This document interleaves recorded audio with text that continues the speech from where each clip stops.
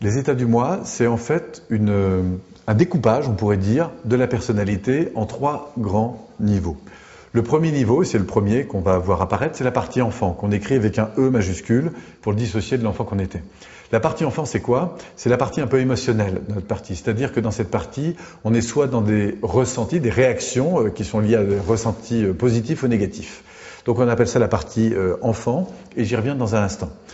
A contrario, donc en opposé, comme tout enfant, quand il va se développer, va développer tout d'un coup la partie parent. La partie parent, c'est quoi?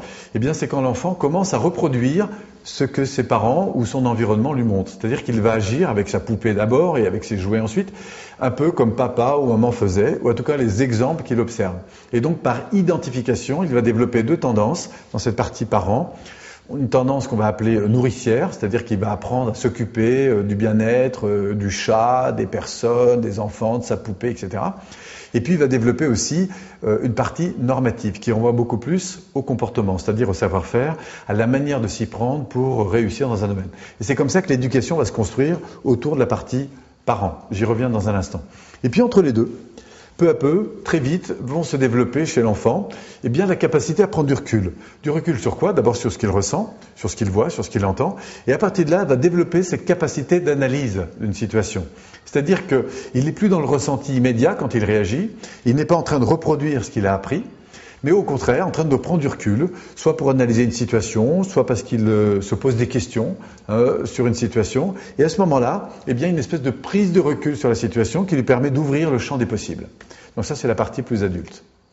Alors ensuite, si on descend un peu plus profondément dans les choses, si on prend la partie enfant, eh bien, on va trouver plusieurs parties.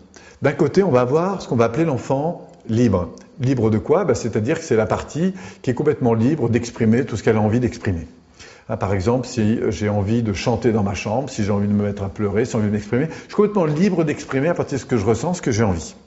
Et puis il y a des moments, eh bien, je vais être plutôt en adapté. Pourquoi? Parce que par exemple, je suis dans une réunion de travail, je discute avec mes amis, le responsable rentre, mon manager, mon patron, et là tout d'un coup, je m'adapte de manière tout à fait positive, c'est-à-dire que je me mets un peu en veille et je vais prendre en compte l'environnement. Ça, c'est la partie enfant adaptée, soumis, positive. Parfois d'ailleurs, elle sera excessive. Par exemple, comme il est rentré, j'ose plus rien dire.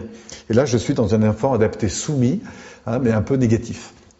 Et puis heureusement, pour me sortir de là de temps en temps, j'ai une partie rebelle. Alors la partie rebelle, c'est quoi? C'est la partie qui me permet de dire à un moment donné, non, je suis plus d'accord. Voilà, jusque-là c'était oui, mais là non.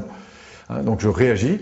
Alors parfois cette partie elle est excessive, c'est-à-dire que la personne m'a dit une chose et comme je l'ai vécu comme une attaque, eh bien je réagis de manière un peu disproportionnée. Ça c'est le rebelle un peu excessif. Et puis on a une troisième partie, d'une manière générale, qui est un peu manipulatrice, c'est une partie à la fois intelligente et qui me fait dire oulala, c'est le moment que je vous pose cette question ou pas. C'est enfant quand j'avais envie de sortir le soir, je me dis tiens qu'est-ce que j'ai intérêt à faire à la maison pour que maman me dise oui ce soir.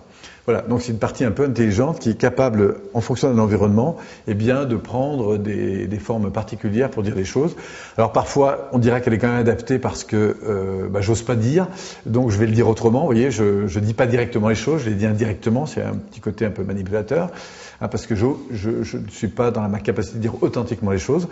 Et puis parfois, cette partie intelligente qu'on appelle aussi cette intelligence de l'enfant, elle est tout à fait créative, c'est-à-dire qu'elle m'éveille à ma curiosité, mon intelligence, ma créativité pour me dire oulala, dans cette situation, voilà comment j'ai intérêt à m'y prendre.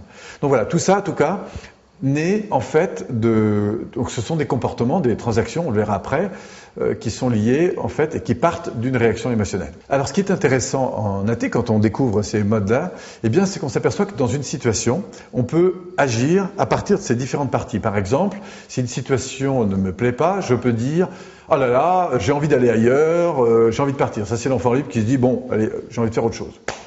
On peut aussi avoir une partie soumise qui se dit oulala, je crois qu'il faut, pour l'instant, on ne peut pas faire autrement, voilà, je me suis adapté.